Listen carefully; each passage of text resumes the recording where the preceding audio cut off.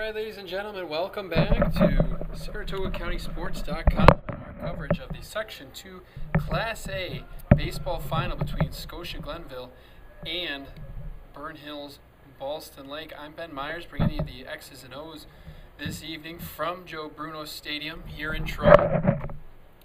If you didn't hear us before, or you're just getting settled in for this one, Spartans took on the Tartans right here at the Joe earlier this season and beat Scotia Glenville 15-4. Burn Hills coming into tonight's game at 14-10 on the season. Now the Tartans are on a hot streak though. They've won 3 in a row to get to this point. Now sit at 12-11 on the year.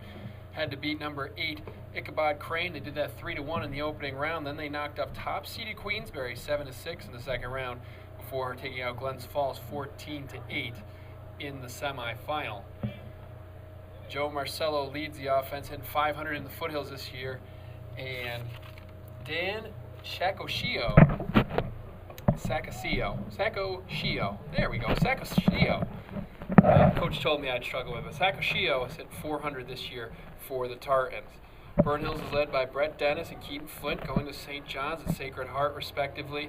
And Jason Sullivan hit a 3-run blast in a 5-1 win over Averill Park in the semifinal that got Burn Hills to the Joe. On the mound this evening will be Devin Stark for Burn Hills, but digging in right now is John Mancini, and we are about ready to get baseball started. The winds have cleared out, even though, of course, we've heard of the tornadoes that have touched down in Springfield. And, hopes and prayers are with everybody out there. Went to college at Springfield College and saw some pictures of the alma mater, and it actually looked pretty beat up with some of the trees uprooted there. Devin Stark takes his side, kicks, and brings it to the plate, and fouled off to get things started as Mancini quickly down 0-1.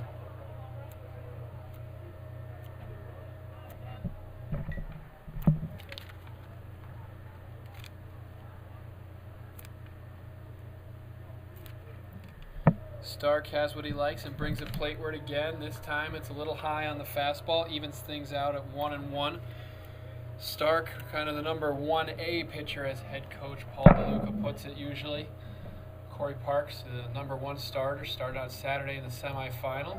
Stark gets a changeover for a strike, moving it to 1-2.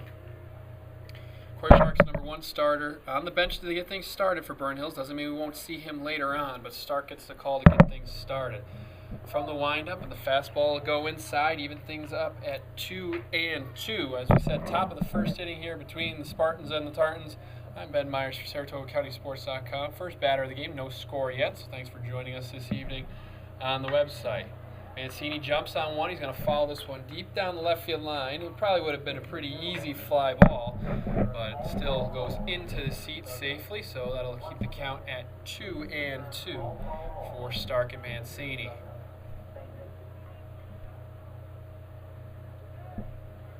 Stark out of the windup, comes it home again. Fastball once again. This one's going to be foul, but it's popped straight up in the air.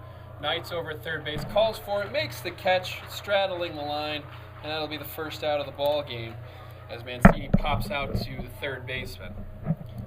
So 1 down for the Tartans, starting about half an hour late as the Class D game took a little bit extra time, and of course we had the wind and storms go through earlier in the day. Field looks very nice though, done a really nice job here at Hudson Valley keeping this diamond in shape. 325 down the left field line and the right field line, 400 to straightaway here at the Joe. First pitch from Stark, a little bit low, goes for a ball. And against Saccocio, who is his counterpart on the mound this evening. Saccocio, the number 1 pitcher for Scotia, number 2 hitter in the lineup. Fastball down the middle. He'll ground it over to Knights at third. Going to be a long throw for third baseman. Gets it across into the sun, and it bounces off of the Saccocio and goes all the way to the tarp on the side. Russell had it backed up. Got to make the play at second. Throw is there, and he is out at second base as Russell backed up the play. So the putout will go 5-2-4